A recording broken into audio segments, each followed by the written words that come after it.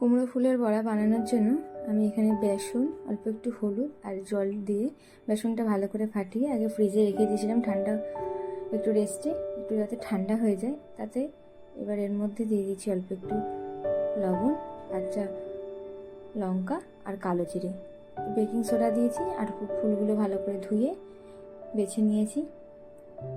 এরপর খুব ভালো করে বেসনটাকে ফাটিয়ে রেস্টে রেখে দিতে হবে কিছুক্ষণ, 2 থেকে 3 মিনিটের জন্য। তারপর একটা একটা করে ফুল এর মধ্যে দিয়ে ভালো করে বেসনের কোটিং করে, বেসনটা একদম মোটাও না আর পাতলাও না, একদম যাতে সুন্দরভাবে ফুলের গায়ে লাগে ঠিক সেইভাবেই বেসনের গোলটা তৈরি করে নিতে হবে। আর একটু রেস্টে রাখলে খুবই ভালো হয়, খুব ভালো মচমচে হয় খেতে আর বেসনটা ফুলে যায়। আমার এটা আধা ঘন্টা রেস্টে রেখেছিলাম ফ্রিজে।